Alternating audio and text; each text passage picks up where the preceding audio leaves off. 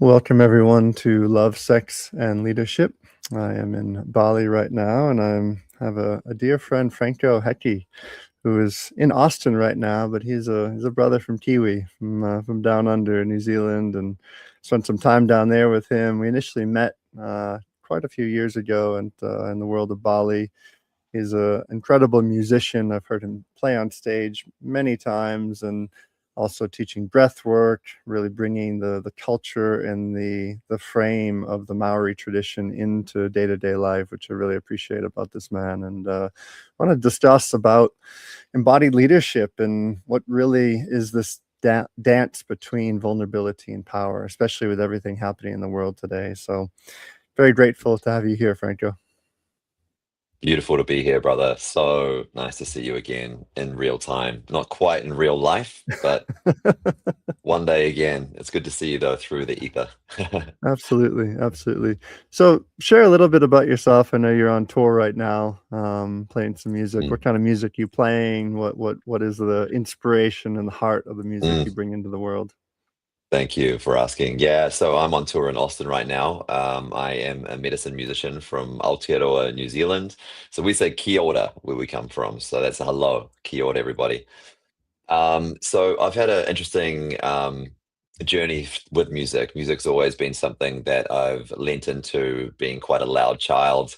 And I had parents that didn't tell me to shut up, thank God. So I got to sing quite loud at home. And they were into pretty cool music. So I would be singing along to like Elton John and Bon Jovi and Queen and all these things. And grew up in heavy rock bands and lead singer of heavy rock bands. And tearing up clubs and being pretty irresponsible living that lifestyle as well. And then when it got to about 30, I was just like not really understanding the will to live anymore, to be honest. I was going really, really downhill with deep valleys to match the peaks that I was on. And I just needed to find a healthier way of life, and the music led me to more medicine music, basically indigenous music. Through meditation, through yoga, I found mantra. And so I'm out here really, really in love with mantra because of its simplicity, its ancient tones, and its ability to be easy for everyone to join in. So instead Mm. of singing to or at people anymore in the rock and roll era, I now inspire everyone to sing together until we are really forming this church like gospel earth choir. So I'm really out here hoping to inspire everyone to sing and then dance with the music. So I'm in Austin now. I've just come from Florida and Central America, but I've been on the road for 2 years, Mm. mostly with a friend of mine called Mose, who is a brother who's taken these ancient mantras and sounds from indigenous communities around the world and connected it with electronic music, and we get the dance floors sort of cranking together, and I sing and he plays behind that. And yeah, it's really, really special because it lives outside of the music industry, what we're Mm. doing, which I Mhm. find most interesting because I grew up with pop music, like lots of us, and I thought that's all there was just top 40, top 100 popular songs. But there's a whole genre, many genres of music outside of this pop culture, which I found much more healing. So Mm. here I am Mm. doing my practice live with everybody all over the world, and that's what I love about it the Amazing. most. Yeah. I get held Yeah. accountable everywhere I go to doing my practice. Yeah, no, it's a great service mission you have to support people in that way. I have a question, especially, just around this topic. Do you find a lot of the crowds that are in front of you are more sober, or what is the medicine of choice that these crowds Oh are yeah. are with when they're listening to your music? I mean, not even comparatively, but comparatively so much sober than everything I was used to. There's hardly ever alcohol in the venues or the gatherings that I play at. Alcohol is the real drainer. Like it really drains presence. It really numbs and dumbs and lowers frequency. And there's hardly any of that. Although I'm very passionate about going to places that are difficult and need this kind of music. So we played at a strip club literally 2 weeks ago in New York. And there was alcohol available if you wanted it, but no one drank. Everyone was on cacao. So there's a yearning. The sicker the world gets, there's more and more of a yearning for alternatives, and Mm. these alternatives tend to be just what we used to do Mhm. rather than a Mhm. new concept. We used to sing around the fire. We used to keep each other warm and connected in community and speak to God through music, because Mm. there wasn't power, there wasn't electricity, there was just, you were the musician, so show up. If you want to hear it, you got to sing it. And now we're in a society where everything is industrialized, so separations happen to that place where it's like God and disciple, God being the pop star and the disciples being the fans. And the Mhm. fans have forgotten that they are as powerful and special as the pop star. So we've got all these, well, very few amount of people in the world with all this power and money, and the masses feeling, underpowered. And I think that's all changing now. We've Mhm. got power again through the portals of social media and different platforms that have allowed us to cross-reference the whole world and go, oh, wait a sec, I've got a gift as well. Mhm. Everyone's a Mhm. genius, I think, and we just need to share it. Mm. Mm. And I'm curious, when you brought this to a strip club, obviously that's a very different, consciousness of people that are coming into a strip club. Like, I how was was that very familiar received? with the place. I was very familiar with the space, because I used to literally have a fortnightly gig as a rock and roll singer in my rock band in a strip club called Showgirls in Auckland, New Zealand. You may know it. I don't know. Um, but so it was familiar to go back into that environment. And what was cool was that the girls and the security and the regular people that were working there, they just came and were a part of the ceremony. So it was Mm. almost like this beautiful cleansing of the space. Mm. Mm. And once we were done at like 9 p.m., doors open to, just the way they might normally run things. But I'm sure the ripple of what we were doing, the integrity and safety, just kept on going. And I know for a fact it has, because I've been getting lots of messages from people that work there, and they were just so appreciative of the sanctity coming into that space. And I think this is where a lot of the spiritual community can get a little um, detoured, is that we think we need to be in temples or in sacred spaces in order to be ceremonial or sacred, when Mhm. Mhm. to me, if you need to be in a certain place in order to be sacred, or to remember that where we are is heaven, then the practice is probably not very strong. I couldn't agree more. I mean, one of my passions in life is finding ways to bring the work I do into the more, you could say, common man or normal man. When I wrote my book, The Embodied Man, I wrote it to support the everyday masculine, guys that probably are never going to show up to a spiritual center in the world, or show up to some type of tantra retreat or something like this. Yeah. But I guess, obviously there's a lot of, you could say, unconscious masculine in the world that we're witnessing right now, definitely. And I'm from the US and witnessing all the things happening politically. And just in the last week or two, there's been this big exploit of all of these, like 62 million men that were on this site, basically, where they were learning how to be drugged and raped by their own partners, the women there. So I'm curious, like, especially in the work that you're doing, as well as the outreach of what we're doing in the world, like, how can we infiltrate into the consciousness, like, with more of this embodied leadership for guys that just Mhm. are pretty fucking dead asleep and don't really get any of it? What are some of your thoughts Mhm. on this?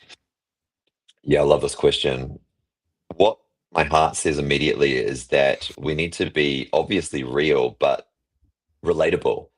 Mm. Um, I noticed when I moved into a more spiritual sort of frame of mind and lifestyle, I shaved my head, I went to India, became a yoga teacher, did that whole thing, and went super pendulum swing over to spirituality, and thought, this is the way. Oh my God, I need to tell everyone about it. I need, preach a bit, and now I've come back to this sort of piece where, for instance, I play a Metallica song sometimes in Shavasana when I'm like, doing the medicine music, or I speak openly about psychedelics because they've been so helpful in my life. Mm. And I did them in two different ways: the party way back in my early years, and now, I microdose with mushrooms, and I've done some ayahuasca journeys and bufo and da da da da. So it's like being really real and relatable, which I think grabs the mainstream's attention, because it's familiar, it's safe. Mm. I can rock out with Metallica, and I can come to a kirtan at a Buddhist retreat. Mhm. Mhm. Yeah, I take drugs as well, bro. Mm. But in a maybe a different way than you've heard of doing before. Mhm. Let's Mhm. share our data around that. Let's share our experiences around that. So I like to think that I'm getting more and more relatable. I've always hung out with all the crowds anyway, Mhm. Mhm. and I think it's always about communication. Mm. So um, what I'm finding really powerful at the moment is understanding my message in this world, which mine personally feels like gathering the world together and helping harmonize the world through music, through dance, and standing behind a message, and then putting your message out there, and then receiving whatever comes back with softness, and listening to what comes back, Mhm. so that we can always refine our tools. We can always sharpen our tools with softness, and listening is not a skill that, I don't know about you, but many men have been taught, and it is the most powerful tool to know, is to learn how to listen. And being a father of two girls, that I am now, I had to learn how to listen, not just with my ears, but with my emotions, with my intuition. And to listen takes softness and stillness and silence. So you Mhm. have to be able to Mhm. sit in silence, which Mm. is meditative. It's meditation. Can be quite scary to a lot of beings. And I'm curious, in your journey, obviously there was a point where the place you were moving in terms of being in the rock band, being in that kind of mainstream, you could say, well, not necessarily unconscious, but the traditional world. And then there was a shift. There was a shift that you went to Mm. India, you had a bit of a waking up. What was it that like drove the willingness inside to start taking a different path? Because I feel like that Mm. decision for so many is challenging as fuck, to like leave something that we know, to leave, like, I look at my old shipping world when I was, making money out at sea as a sailor. Like, there's a stability there, but there was a deep knowing inside I couldn't do it anymore. So what for Yeah. you was that shift that really made the different trajectory? Yeah, it was my daughter on the way, Mm. little Maisie, this sweet girl No. right here on my arm. Her name is Amazing, Mm. and we call her Maisie for short. And just knowing that she was on the way when Shivani, her mum, let me know that she was pregnant, and I was just like, "Oh my God, wow, I'm in love Mm. in a new way." Mm. And Mm. it wasn't with me, it was with something outside of myself. And Mm. without consciously knowing what I was looking for in this life, it was to love something beyond myself. Mm. And little Maisie, just knowing that she was on the way, made me stand up straight and take responsibility and start cleaning my garden, start cleaning my body. Mm. And I didn't know what that path exactly looked like, but it was intuitive. It was animalistic. It was that lion heart. Like, okay, uh, whatever it takes, I need to listen. I need to let go of things. I need to make boundaries. I need to make calls. So what flashed on at that time, which I'm so grateful for, was the fact that I observed my parents meditating when I was a little kid. Mm. And I flashed back to watching them, which I didn't care at all at the time. I was like, okay, their eyes are closed. I'm gonna get up to no good. I'm gonna probably go steal some money and da da da. But come forward 30 years on, and And I remembered that that looked peaceful. It felt peaceful to Mm. be around. It was a quiet room. They fought as well. So when they weren't fighting, they were sitting in meditation at these times. Like, okay, that's like the positive pendulum swing. So I found Vipassana immediately. Mm. I heard it in the background of some conversations, and I sourced Vipassana and got dropped off at Vipassana, which is a 10-day silent retreat, all vegan food. You can't look at each other in the eyes. You can't do yoga. You can't read a book. You can't take a phone. You can't do everything Mhm. apart Mhm. from breathe and meditate. So that was my rehab, was Mm. literally never having meditated before and straight into a 10-day meditation course, having like a bottle of vodka the night before and some whatever else up my nose. That was day two after the last Wow. life. Wow, Yeah, wow. Well, extreme. good on you for taking that leap. Fuck, thank God. But the shortest answer to your question, the reason was desperation. Mm. Mm. That's why I changed. I was Mhm. desperate for life. Mhm. And do you feel like, especially men, like, do you feel like every man needs to get to that point of desperation to make the change? Is that because I hear this over and over? It's like I hit rock bottom, I'm in desperation, my daughter's coming, and Mm, then there's just like this need for change. But is that actually what is necessary? What are your thoughts? no. I don't believe it is. I don't believe it is. I don't recommend it. I don't recommend getting that far because Mm. we have, what we do know is that we've lost so many brothers at Mm. that point.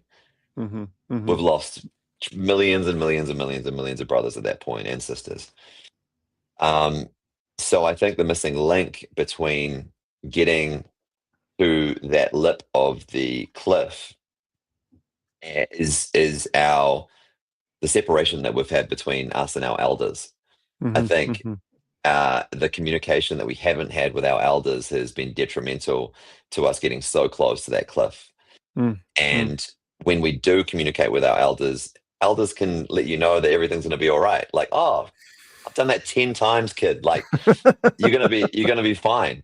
Just that little bit of advice to stop us from needing to do it ourselves, not Yep. to do everything ourselves, to walk that red line ourselves.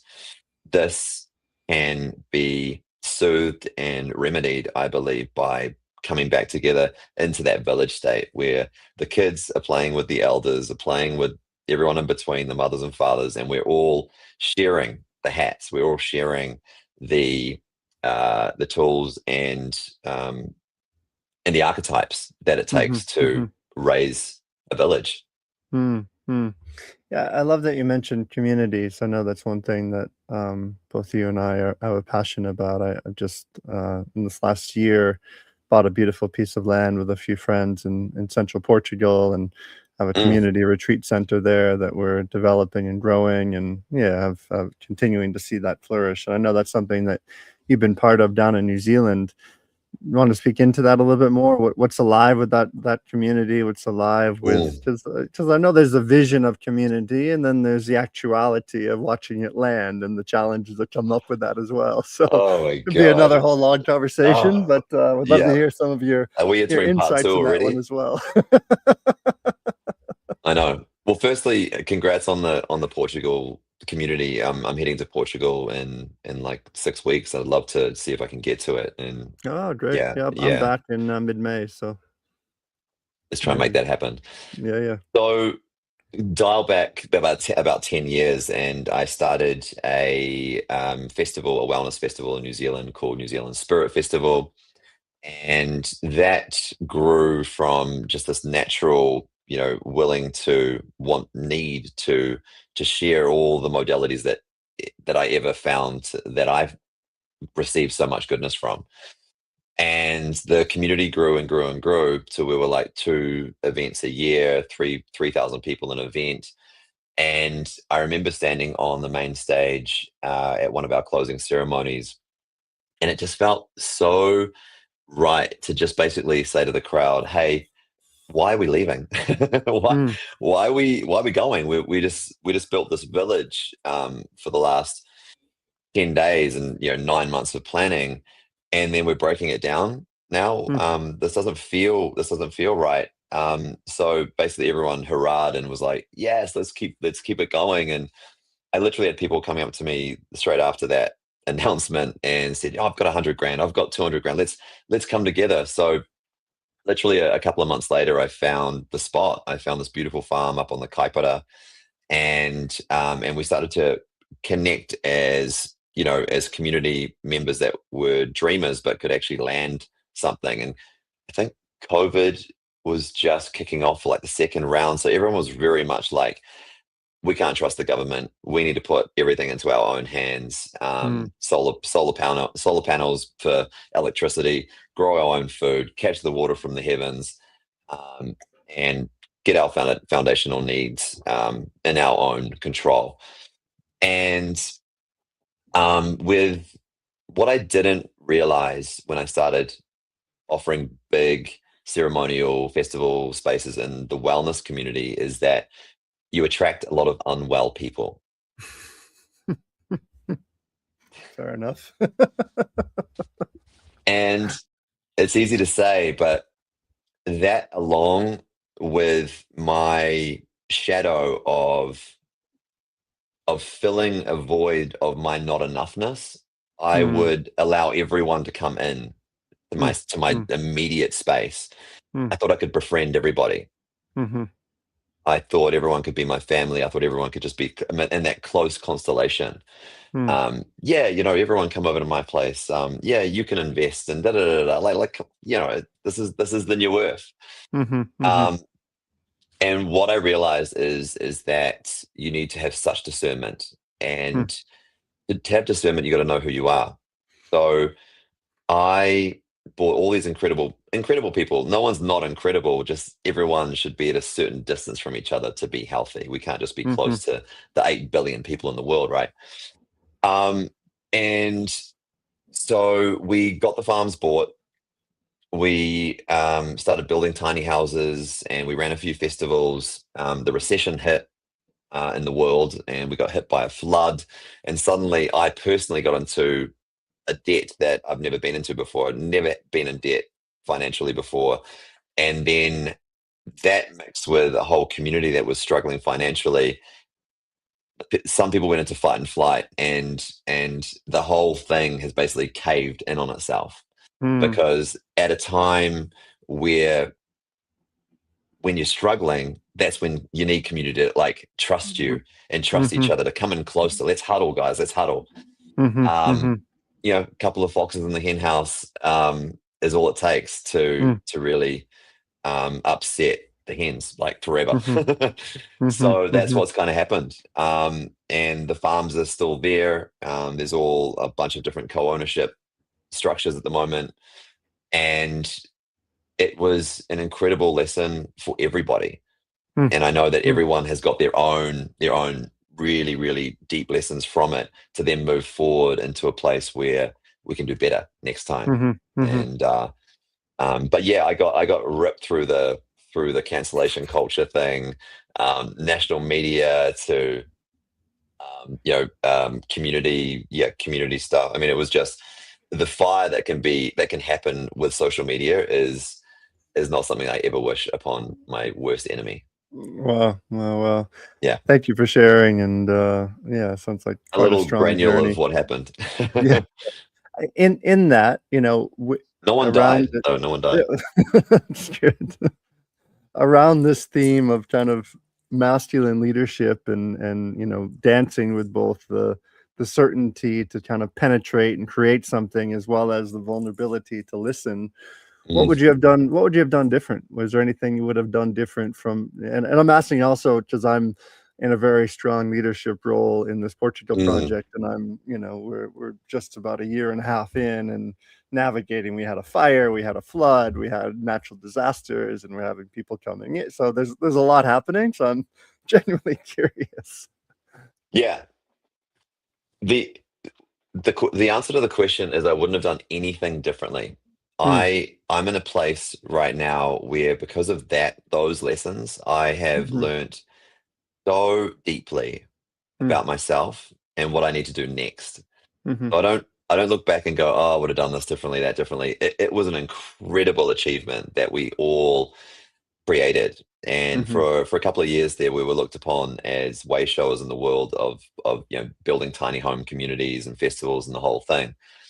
And I really believe that that was the path that needed to happen. And I'm out here on the road, expanding as a medicine musician, as a warrior, a Mhm. Maori Italian warrior who has learned those lessons to then keep unfolding, unfurling them into everything else that I'm doing. So Mhm. the reason why I say I wouldn't have done anything differently, because it's those experiences that you've got to have to then learn in a deep enough way to embody them and to integrate them and to be in deep integrity. Mhm. Mhm. Yeah, absolutely. Especially these days when we don't have those elders that are gently or forcefully telling us what's up. There's a whole big severing there. Yeah. What I'll do differently next time is probably the question. Mm. And there's going to be a next time. And it's about vetting yourself. Mhm. Are you Mhm. ready? Are you doing the work? And then it's about vetting everyone else that you want to live with. Mhm. Because you're doing it on behalf of your children's children's children. We're Mm. planting Mhm. seeds now for trees that we will never take the shade of. So we need to think about them in mind, thousand years from now. Um, and there would be a few non-negotiables that I'd need from my fellow neighbors and community members. One would be, you've got to have a practice. You've got to have a wellness practice. Mm. You've got to be Mhm. seen in your wellness practice. And there were people at the community that I created that didn't.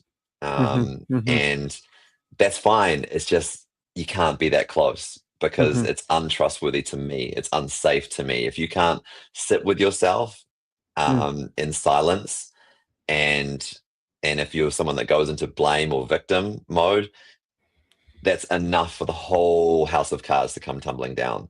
Mhm. Mhm. Um, Yeah. so that's the main thing. I would make sure that I and the people around me were in a deep wellness practice, simply for the fact that blame and complaining is basically the thing that tears the world apart.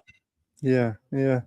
Yeah, I love that as a, example, and I'm also curious to hear more of what that means to you as a wellness practice. Because the other thing I've seen in communities when there's like the community that we got the land from in Portugal, there was kind of like set up as an ashram for about 15 years, and so there was a wellness practice that was there.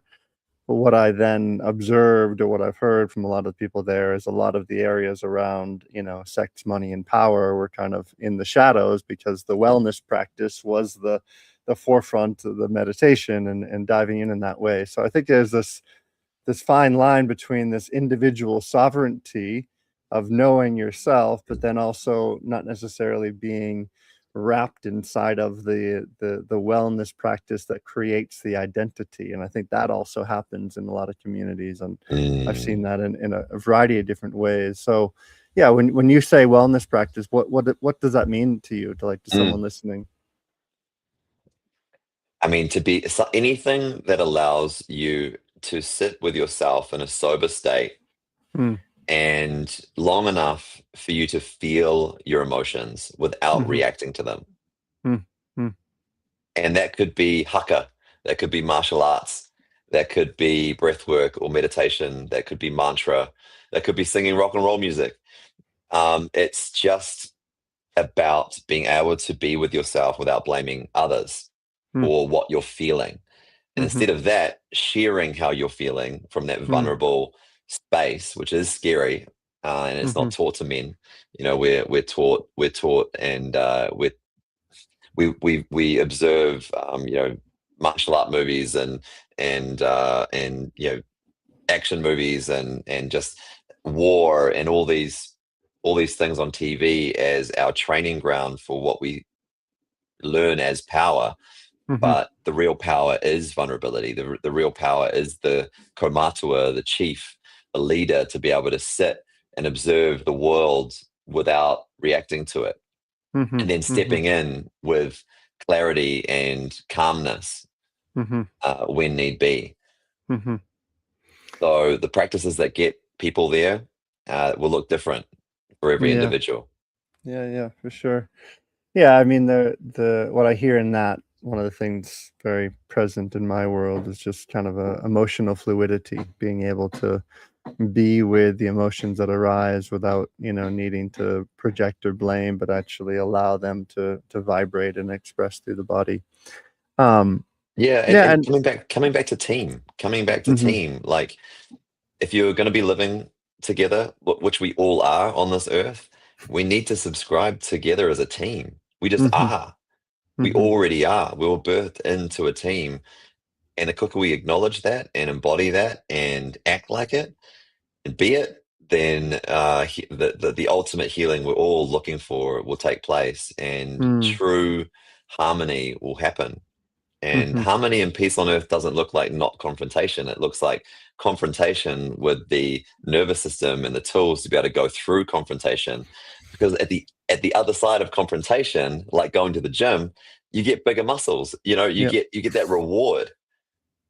We all know how good it feels to celebrate because we actually did something mhm, rather than mhm, celebrating because, you know, we're just filling a void. The mhm, difference is mhm. night and day. Yeah, yeah. No, confrontation definitely. And I see a lot of men avoiding confrontation. It's almost as if it's too much, but I know for myself, like Mm, that to me is more of the dark masculine. It's that power to stand up, to not need to have power over, but to actually stand with the mm, aliveness and the congruity that's there. And I'd love to connect the dots to the world of relating and where, in the world of love and sex and, how we relate in relationship with that confrontation as a man when sometimes mm, our partner or even ourselves are a little bit out of our own integrity. And how is your world of relating? What's alive now, mm. being on tour and kind of shifting from having a base in New Zealand? What's alive for that for you right now? Yeah, so relating for me, and I mean, we're always in relation, is Mm, what I'm discovering. We're always in. I mean, I like to imagine and feel that we're always in sex. We're always in that pre, during, or post sexual cosmos, and I am feeling more ready than ever for my queen to mm. to to align with me. Mhm, Um, and I needed about 4 years. I think it's been 4 or 5 years since my last monogamous relationship in order to find who I truly am, to understand what I can offer, what I mhm, can really offer someone else. And I think that space between monogamous relationships, if that's your thing, is so important mm, to know what the relationship with yourself is, so then you know mhm, what you're offering someone else. And mhm, it's been a really, really deep and beautiful time for me. Sometimes lonely, but in those times, other times that if you can be by yourself, which I have been a lot, is where you learn the most about yourself, and you learn, okay, what needs come up when, like I've got a good fasting practice as well as far as food goes, and I relate it to that. When I'm fasting on day 2 or 3, I realize sometimes I'm not actually hungry, but I want to fill the void because my mind, it might be bored, or something in life might be triggering me. So I want to push the emotions down and not feel those emotions. So I'm going to eat something. It's the mhm, same I find with sex.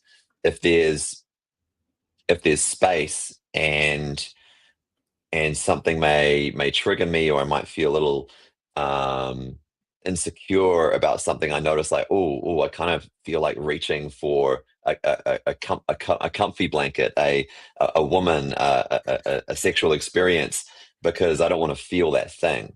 mhm, And so I've been mhm, noticing the difference between that and this healthy version of like empowerment. I am attracted to this woman. Like, I just want to know more about her. I want to listen to her. I crave this in my life as an archetype, and in general, I want to protect her. mm, So I've been during this time of space, I've been noticing all these possibilities and learning a lot about myself. And I really recommend having space if you're someone that jumps between relationships to spend time relating to yourself. Yeah, Again, something that beautiful. we're not taught. Yeah, yeah, for sure, for sure. And how do you feel like, both societal wise as well as personal wise, this difference between, polyamory, having multiple lovers and monogamy? Like, do you feel your inherent soul, like your body is more, monogamous by nature, or do you feel more that having multiple Mm. lovers and multiple encounters is that feels more natural? Yeah, I believe on every level that humans are cyclic beings. I believe we Mm, all need something different at different times of our lives. There's times that I'm like fully just want one person, and I've been in a few monogamous relationships where it's just all eyes on each other, and that's been mhm, really real. And and there's times that I'm just like, wow, I want someone different at this time than the one of the person that I'm with. So that all those truths have happened already for me. So I'm open to being in a relationship where at least we talk about it all. mhm, mhm, Whatever we're feeling, it's safe enough to be able to share those deepest emotions, those deepest needs with each other. mhm, So I feel like I would love a queen, a mm, monogamous relationship, and someone that's safe enough and mature enough to be able to express when I may be attracted to someone else, or feel like I need to sleep with someone else or have this experience, and for her to be able to tell that to me as well. mm, Because going through enough of those kinds of conversations, I've realized that sometimes it's just the conversation that you need to express yourself in order for it to dissolve potentially. mhm, And mhm. it's actually Yeah. just the sharing and being seen in that process is actually enough before any action needs to be had. So yeah, it's an interesting topic, and it's a dance. It's a dance because Yeah. we need lots of different things at different times. Mhm, But can we mhm. be honest about it? So we need to be in safe spaces, and we need to create safe spaces in order to Yeah. just express the desires. Yeah, my partner now, when we met, we were both of us were individually in more, polyamorous relationships. We had other partners, and then as, we have now a 7.5-month-old baby, and, just witnessing our love just very much come together, and I feel like the door is open, but neither one of us have any desire to walk through it, and it's just like a very much not even it's conscious, but it's just an inherent way of choosing each other. And there's not really, I have zero desire. I mean, I can Mm, see another woman and feel attraction, but I don't have any desire because I know what it means to really merge together. And especially at this time with a young boy, and we're planning to have another child probably in the next year or two as well. So yeah, it just feels like a nesting and a nourishing and being together as a family unit, and uh, my heart is just so warm with it. It's so good. so happy for you, brother. Wow. Yeah. Incredible. Incredible. Mm. Really, Yeah, thank really. you. And around vulnerability and power as a father, you have two daughters. Mm, How is that relationship, in terms of being a strong, clear father figure that, can give some guidance and support, but also being able to let them see your own vulnerability and your, mm. your tenderness. Where is that line? How have you navigated that? Yeah, so I've chosen the archetype of being a father that likes to share as vulnerably, as clearly my truths and my experiences, um, to my girls, especially my eldest, and then say, "Hey, this is what I've done in life. This is how it's affected me. This is what the response has been. Now you choose." And I've Mm, just shared with them my experiences without and put them on the table, rather than saying, "So this is how it's going to be for you, and if you do this, then this will happen to you," because that, from my experience, isn't true. and we project a lot onto our children and think we own them. Mhm. Mhm. They are us. I really believe that our children are us, and we are our ancestors. At the same time, they are their own drop in the ocean, and their job is just to be better than us, and for us to just share vulnerably, clearly, truthfully our experiences, and then empower them to choose for themselves, to take Mhm. it on, Mhm. to take it Mhm. forward, to take life forward. So that's how I like to do it, and I miss them both very dearly right now, being on the road. And my dream is to have them on the road with me in their school holidays, and learn this education of world travel and multicultures and languages and music and food and whatnot, as my father actually did for me early on too. So Mm. yeah. Yeah, how do you navigate that with kind of being away and still being present and supportive and loving in their life? And, I'm sure Mm. there's a wide variety of emotions that arise around that, and how Mm. does that like, how do you lead from that space? I mean, it's easier than ever because of technology for sure, but someone that believes like I do in telepathy Mm. and speaking across the unseen pathways, Mhm. um, my heart can rest in that. My nervous system rests in that kind of Mm. communication. It's one of my favorite sayings at the moment. Like, if you can't believe in Wi-Fi and not believe in telepathy, right? It's all this unseen motorways of communication. So I'm constantly speaking to them. I'm constantly listening to them, and more times than not, I get back. They're doing great. They're so powerful. They're so intelligent. Everything's working out how it needs to be. What's important for me is for me to, if I'm away from them, it has to be for a really, really good reason. It has to be Mm. because there's a message that I'm aligned with that is my soul contract. Mhm. And what's Mhm. my soul contract is beneficial to them as always. Mm. And what's their soul contract is beneficial to me. And sometimes that looks like being away, and having distance between us, whoever we're talking about. And only we know if we're in alignment Mhm. with our soul contract. Mhm. So Mhm. I out here am being an example of them to follow their heart and to align with their dreams and to know that anything's possible and they should just go for it if their Mhm. intuition says so. Mm. Yeah, beautiful. Yeah, I find a similar dance inside of me when I'm away for a retreat, or I have two back-to-back retreats coming up now, and I'm away from the family, and I can feel like, especially at the age he's at, there's such a big developmental shift that's there. So I'm trying to minimize that, but also, Mm. recognize the soul mission that's there to support others in this way. So I feel like it's super important. Yeah, Mm. I'm a big believer that we're, like I said before, we're all a team in this world. We are all family. And to be someone that believes that, you've got to go see your family out Mm. here, Mm. and sometimes that means being away for a moment from your blood. Mhm. But you can't be physically everywhere at one time, but it's important that we do. It's important that we step away from our culture and learn others and cross reference. And it's such an Mhm. exciting time, especially with the internet, where we can cross reference all the data that makes us human and doesn't make us human, all the stuff Mhm. that we should keep on doing, and all the things that we should shed. Mhm. So I think it's a very exciting time to be alive, and we have all the tools and no more excuses. Yeah, yeah.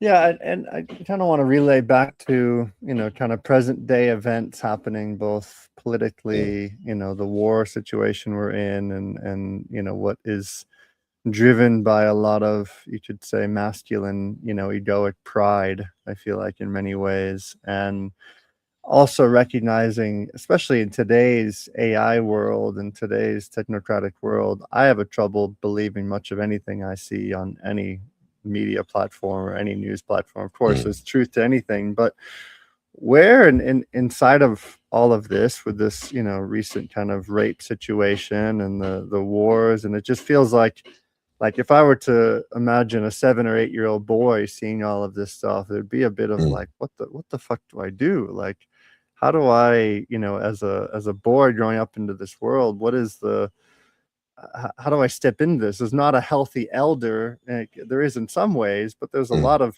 pretty gross observation of completely distorted, you could say, unhealthy masculine leadership that's happening on this planet, and mm, sexually, emotionally, economically, physically.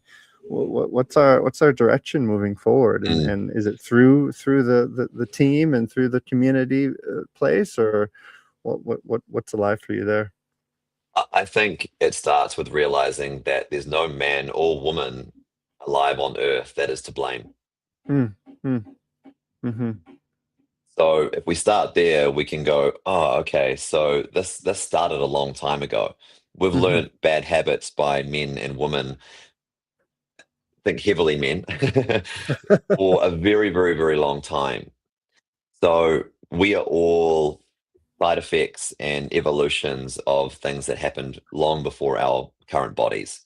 mhm, So what we need mhm, to do is come back to forgiveness of ourselves and each other mm, and completely unroot the current education system. You know, mm, just like America started to do with the food pyramid.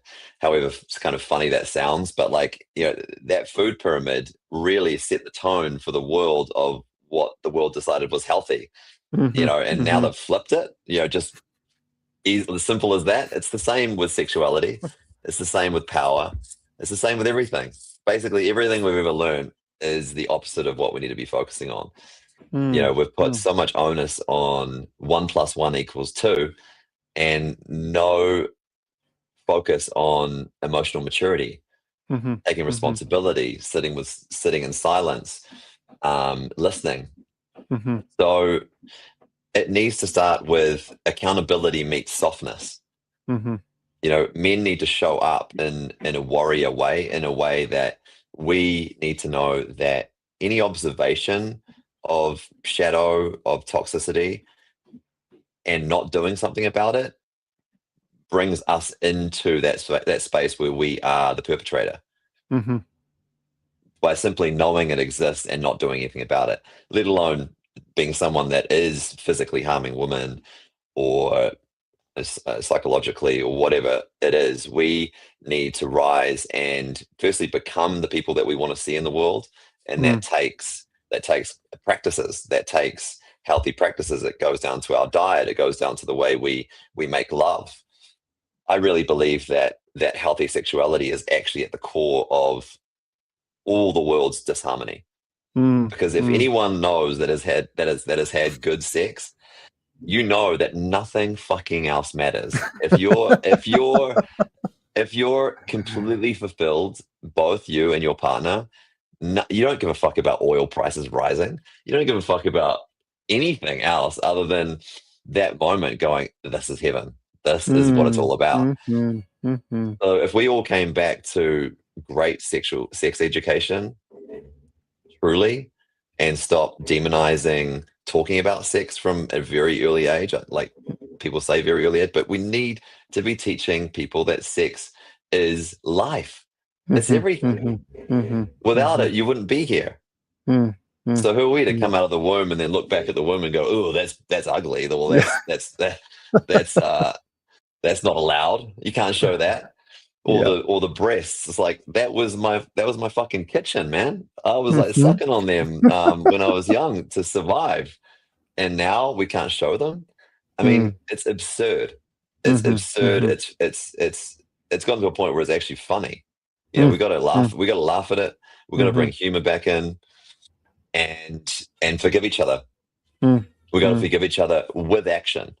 Yep, We got to yep, step into this betterment mm, of what we know is possible. yeah. Yeah, sex education, definitely a strong passion of mine in this planet to help people re-educate, especially with their own connection to sexuality individually, and then from that, a foundation, a temple is born to then bring that out into the world. Um, the other piece I'd love to share, because you mentioned it, and being from from New Zealand and bringing the Maori tradition alive, and you mentioned you're starting to bring more haka. And for Mm. myself, when I was living down there, and I remember I had a Maori elder who came, and I was in a mystery school, and kind of gave us a blessing of saying, this particular version of the haka, you're welcome to bring in. And I, a few years back, I was bringing it to a few guys and ended up on like basically a Maori hate list for because Oh, some of the wow. video went viral to it, and I didn't even Mm. try to like fight back or say I shouldn't be doing this or anything else. I'm like, I've ended in the dark realms of this because there's no getting out. So I removed the video and I just let it all go out. But I'd love to hear your perspective on this, because I felt like I was being in appropriate cultural appropriation and Mm. being reverence and Mm. Mm. appreciation and honoring, Mm. and I was doing all of that. And then and I get it. Yeah. I get it to a degree, and I'm not from New Zealand originally, so I can Mm. also feel the tenderness in that. So I'm Yeah. curious for you, as coming from New Zealand and being connected to the Maori tradition as well as this dance, like how is it to deliver this, and what are some of your Mm. insights on that? Well, thanks for sharing that story. Yeah, like when you are sharing an indigenous practice, especially socially or to the world or to a group of people, you are exposing yourself to also the brunt of the anger that has come from eons of colonialists taking that privilege away. It was not even a privilege; it was our wellness practice away from us. So Mm-hmm. you're going to have that potency, that that huge buildup of anger from some people. And I also know a lot of indigenous communities around the world um, get very into like kind of protest heavy, Mm-hmm. rather than what I think we should be doing more of is just getting better at our practice and sharing our practice Mm. more openly, more safely, in even more integrity, rather than stamping out people that are trying. And like yourself, you would have been in alignment with your heart, doing what you think was right. um, some people don't give any space for that. Mm-hmm. Mm-hmm. um, and then you pack on just people wanting to be heard in the world. Basically, Mm. it's like, Mm. I have an opinion, I've got more likes now, so I'm going to keep saying this crazy, angry thing. The algorithm loves drama. Mm-hmm. you know Mm-hmm. um, so firstly is alignment with self, Mm. which you Mm. had. You had that Mm. alignment with yourself, that respect, that honor. And when things like that happen, there's always a lesson in it. There's always like, oh, could I have been in more alignment? Is there a part of me that just kind of wanted to share for likes? I'm not saying this is you, but like, is there if I'm sharing to the world, am I doing it out of service, or am I doing it um, out of just that void to be seen? Mm. Um, Mm-hmm. Mm-hmm. every time I've shared online, I can tell the difference in my own body, and things Mm. go so much more well when I'm sharing from service Mm. rather than Mm-hmm. sharing Mm-hmm. from, "Hey, I'm the man. Look at this." Da, da, da, da, Yeah. um, and it's again, it's a dance. It's a dance. And we're seeing the fallout here of indigenous communities all over the world being so suppressed that there's like kind of that rat in a cage, that rat in a corner type anger, that it doesn't matter if you've got a good heart or you mean well, you're going to get attacked. Mm-hmm. Mm-hmm. And that's not their fault. That's not the person on the other end's fault. It's another opportunity to soften for everyone and go, hey, this guy's into the haka. This is beautiful. He's in his own way bringing this culture forward. Mm. Let's help him. Let's help him refine his tool. Let's get Mm-hmm. behind him. Mm-hmm. Mm-hmm. And Māori, we have an issue for sure in New Zealand with taking people down rather than helping people up. Mm. Mm-hmm. Mm-hmm. No doubt. Mm. Yeah. Yeah. Thank you for sharing that.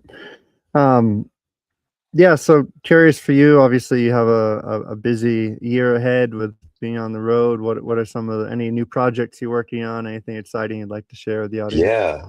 Well, thank you for asking. I've got a reggae album that comes out on Friday, which I'm super excited about, with my brothers Costa Rebel and Muck Around. Um, Reggae is one of our favorite genres in New Zealand. We're a big reggae land nation. And the songs are all about affirmations and positivity and reality. Sing along songs that are dear to my heart, and really get the crowd bopping and sing along. And the single that goes out with that is called Mush Love, which is all about my love of magic mushrooms. Hmm. I microdose like 5 out of 7 days a week, and they've really helped me. They've been incredible. I mean, to say that antidepressants is super minimal way to speak to them, but they are so beautiful at just keeping me just lightly level and not getting down too bigger rabbit holes with with stories in my mind or drama or da da da da. It's really Hmm. special to have that magical lens from them. So that song is all about magical mushrooms.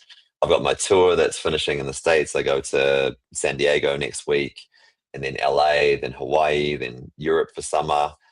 And yeah, my passion is mirroring back everyone's power to themselves. So Hmm. whether it be Hmm. through song, dance, haka, meditation, my goal is for you to see you and how beautiful you are, how much of a genius you are, and how much we need your voice and your mana in the world, and to step in and do it. So I've got a course around that as well, my 21-day vocal activation course, which helps people step into their power. So that's why I'm here. Amazing, amazing. Well, it's been a joy to reconnect, bro, and really appreciate your voice and your power and your presence in the world, Mm. and yeah, honoring just how you're showing up in service for others, and yeah, the big heart that you meet the world Thank with. you. So yeah, appreciate you, and Thank you. look forward if you can come by and see us in Juicyland as well. We put together a little Yes, little gathering, little song. That'd be great. would love that. Such an honor to be on this podcast with you, brother. Thank you so much. Yeah, absolutely. Thank you. Thank you all for tuning in. If you have questions, comments, things you'd like to find out more through this dialogue, please comment below on any of the social media threads. And yeah, appreciate it. This has been a Love, Sex, and Leadership, and have a beautiful day. Thank you, everyone.